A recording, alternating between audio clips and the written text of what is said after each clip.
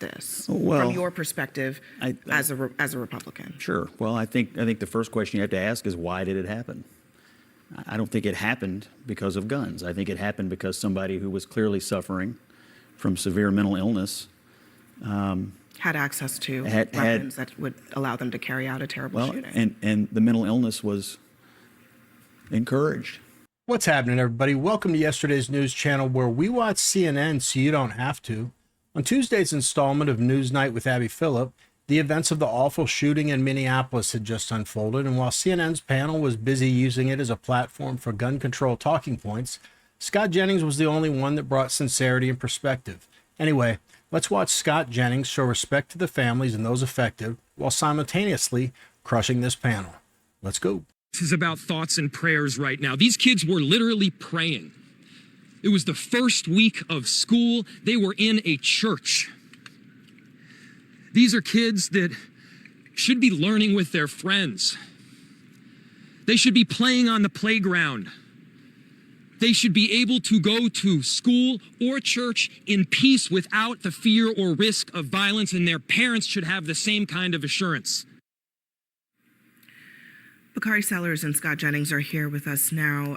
Bakari, earlier in the show, we played the soundbite from the principal who said, this African proverb, when you pray, move your feet. Yeah. There are many people who want feet to move in the direction of actually addressing what's going on here, rather than just saying it's just something that happens here. Yeah, but I think we're kind of past that. Most people realize that when you were able to kill 20 some odd young white children in Sandy Hook and nothing changed, that nothing was really going to fundamentally change in this country. This is another sad tragedy. But the problem is that there's an outrage from the right about Jacob Frey, and I'm not a huge Jacob Frey, mayor of Minneapolis. I'm not a huge fan, but he was right. The book of James teaches us that faith without works is dead. And so whether or not he was echoing that sentiment or echoing that scripture, I think that there are a lot of people who were tired of thoughts and prayers, because at the end of the day, thoughts and prayers ring hollow.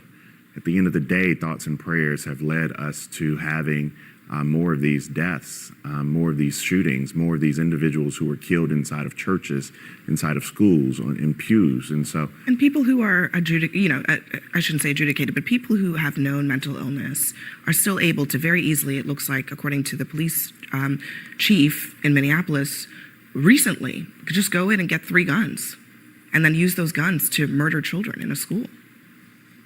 Yeah, I actually had a negative reaction to the mayor's statements today.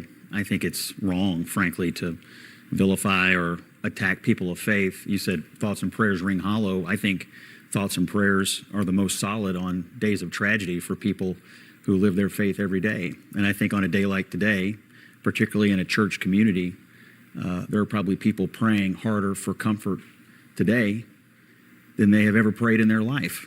And so I think, and I've heard others on the left today go down this line of attack against people of faith, sort of denigrating the idea that they might want to pray today.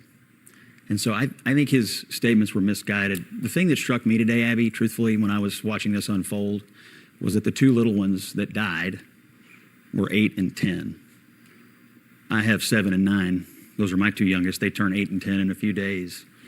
And we could probably sit here and argue out all the issues of faith and transgenderism and all the other things that have been raised today, but it strikes me that none of us ever want to know the terror and the absolute empty hole that will never be filled that those parents of the 8 and 10-year-old are going to feel. And I just thought maybe tonight the most useful thing any of us could do would take 10 seconds and just sit quietly and be still and be quiet and think about those families, because they are never going to be the same, no matter what we say. They aren't. And I think that this is, so many times I've sat in this chair all hours of the day and night, and it doesn't matter what time of day, what day of the week, there's another mass shooting in this country. There are people like Senator Chris Murphy. Can't just get one panel that doesn't bring up the Bible during a political debate, always on the left, by the way. Bakari Sellers sat there and quoted scripture, faith without works is dead. Now, I know a lot of you are more educated on the Bible than I am. If that's how he interprets that verse and that's how he's using it, I really don't think he understands what it means. And I guess my conclusion with this is just when CNN drags the Bible into politics, you know they're desperate. Because then he piled on with thoughts and prayers ring hollow. That shows the difference in how people interpret Christianity, because prayers never ring hollow. In our best times and our darkest times, the best thing we can do is pray and trust in God. That's why I really like Scott Jennings' response. While the rest of the panel tried to politicize tragedy and stand on the backs of victims, Scott took a sincere moment to acknowledge the pain that these families are going through. And of course, Abby Phillip couldn't help herself, immediately trying to drag it back to guns ruin everything. Back to it.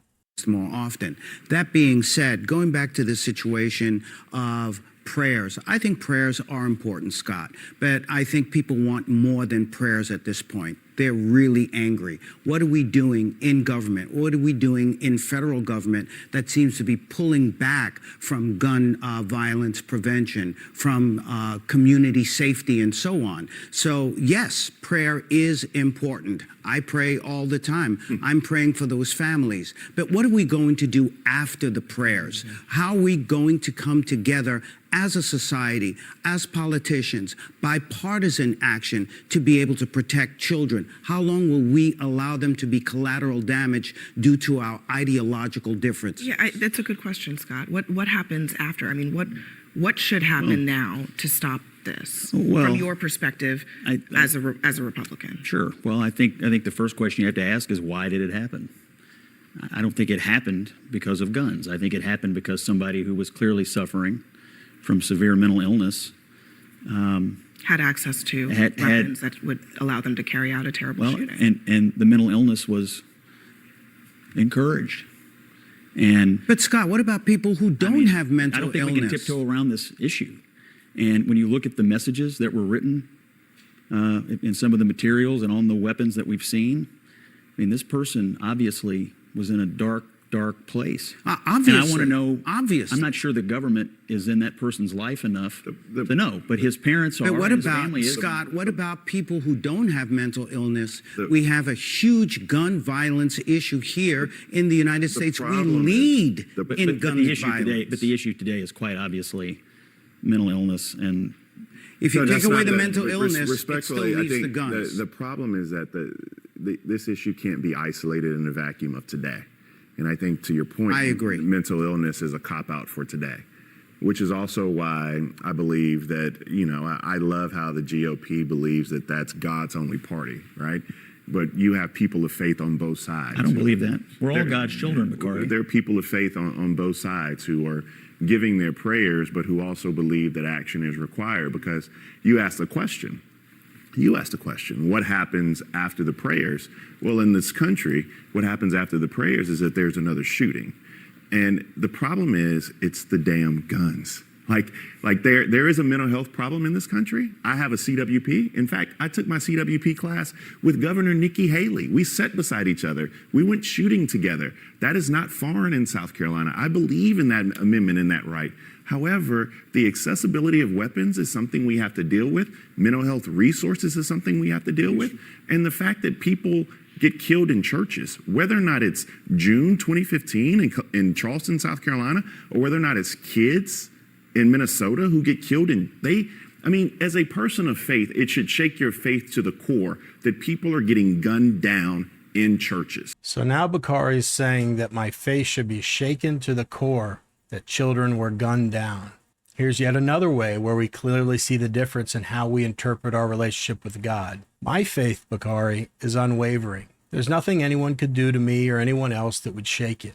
Jesus died on the cross for my sins, and I trust that he has a plan for me and for everyone. Speaking of mental illness, what about this issue the media doesn't seem to touch? The growing trend of trans mass shooters. I never hear anyone talk about it. Like Scott Jennings said, this is a mental illness, and in America, it's being encouraged. Now, what percentage of the population identifies that way? It's pretty small, right? So why are we seeing this overrepresentation? Seems disproportionate to me, but I'm not a psychologist. Let me tell you my thoughts on guns. The year that I actually woke up to how fragile our rights really are was 2020. Think about how far the government went forcing people to do things they didn't want to do. And remember, that happened while citizens were armed. Imagine how much further they would have gone if we weren't. That's why I will never give up my right to bear arms. In my eyes, it is the only thing standing between freedom and dictatorship. What do you guys think? Was Scott Jennings the only one being sincere on that panel, or do you think CNN has a point somehow when they try to push gun control in the middle of a tragedy?